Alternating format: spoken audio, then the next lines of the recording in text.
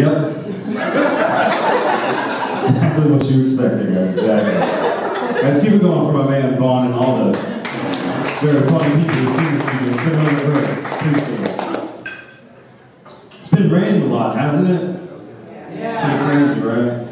Yeah. Personally, I actually started doing this thing where I only drive when it's raining. Right? I find it like very relaxing. And I also only drive when it's raining because it's the only time that the cops can't see my expired inspection stickers. Right, like I should have got that renewed like 2 years ago, but I'm still just driving. Are there any cops here? Is that why I'm a little tense about that one? Maybe.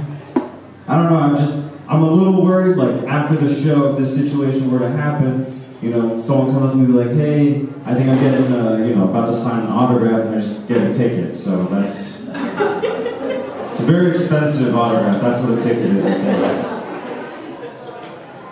Are you guys superstitious at all? Yeah. A little bit? I actually am pretty superstitious, and this past weekend I actually caught the bouquet at my friend's funeral.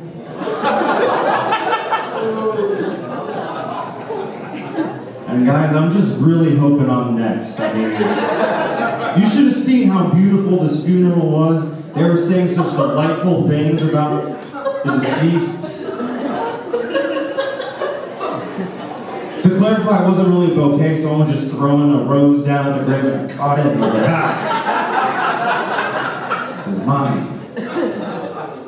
I actually went to a wedding the day before. A lot of similarities with weddings and funerals, right?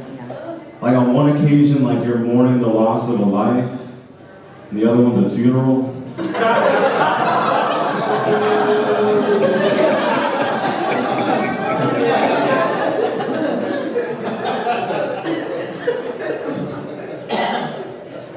And I'll just say, like, I thought it was cool being a groomsman, but like pallbearer, definitely much better honor. Just, I don't know, well, I also think it's like much easier for someone like me to be like a +1 at a funeral than it is for like a wedding.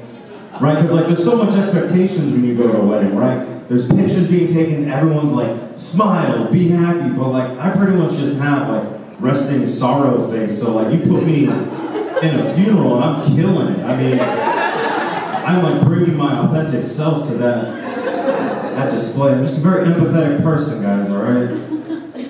Fun weekend, though. Thanks. You guys are cool, I like you.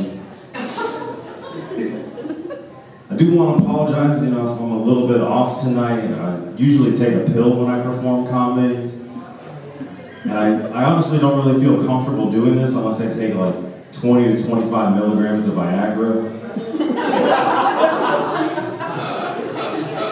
It's really great for my performance because, right, like the blood goes all the way from my head down there. I don't overthink anything, guys. It's right. I mean, I don't know.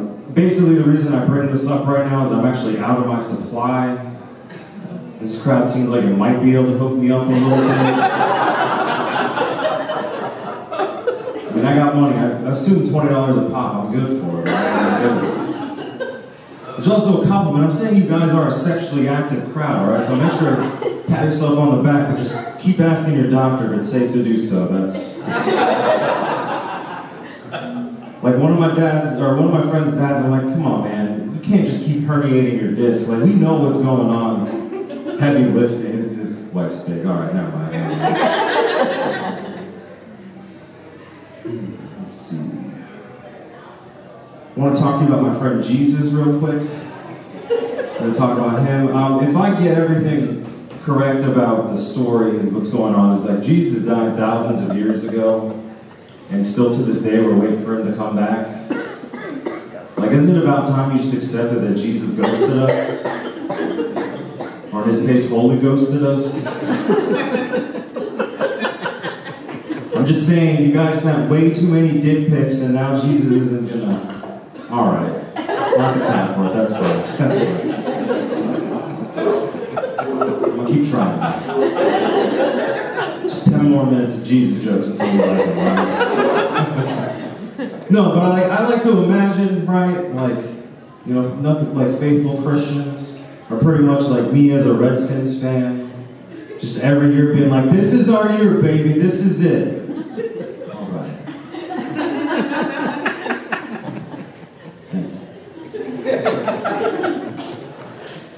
Let's get into it. I'm a bald man, in case you didn't notice.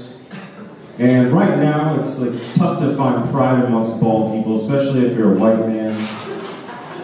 Because like people just go around just assuming that like I support the alt-right movement. Which like isn't completely off base, guys, because I like actually do blame the Jews for like everything. That's because of my parents. That's a little different, right? That's like two very specific Jews, not all of them. I think that's not completely right. I forgot my grandma, my mom, my cousin. So it's really like 5 just manipulative, neurotic Jews that just, it's tough, guys. Screw me up, man. I've been thinking about it though. I've been thinking about white supremacy. I think I found out the root cause. Hear me out. White balding. Right, like every single minority group balds better than white people do.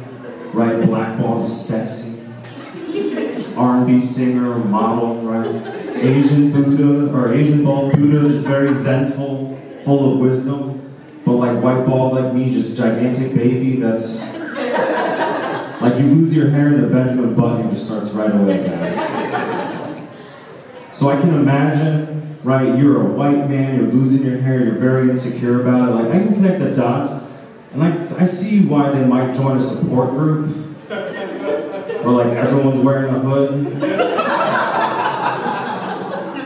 I didn't expect it, alright. You guys are cool. My grandma lives in a really fun retirement community down in southern Florida called Century Village. Any relatives down there? No? Okay. You? Alright. Well, you guys are going to want to get on board, trust me. Right now, Century Village is doing this really fun campaign that if you live to be 100 years old, you get a free t-shirt.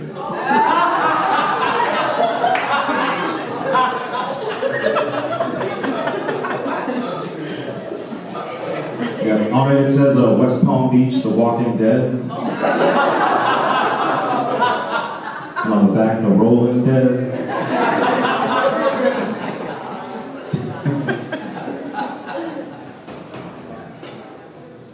While I was down there, I started feeling much more optimistic about getting older, which is like kind of despite what I thought would happen. But right, this is like a community and people are hanging out every day, you know, drinking, playing sports, different activities. Like it pretty much reminded me of my college experience, but they're just on much better drugs. Right, like weed and cocaine is cool, but ever pop tramadol in the middle of the day before? Chase it down with a vodka prune juice? I've never shit myself before. I felt so amazing, guys. It was nice.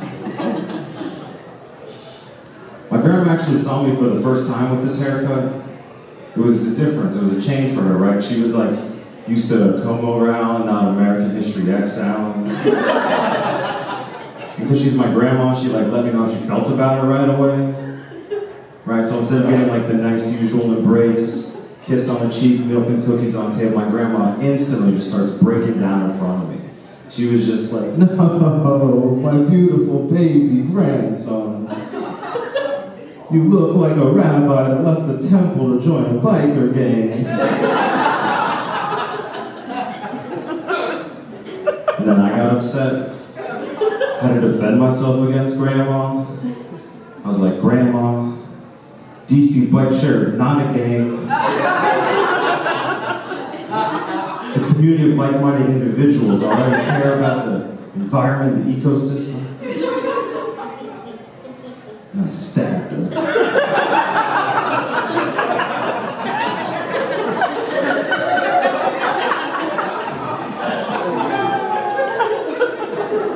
It was with an insulin pen, but I bruised the shit out of my grandma's arm. All right, I'm Allan Sidley. Enjoy the rest of the show.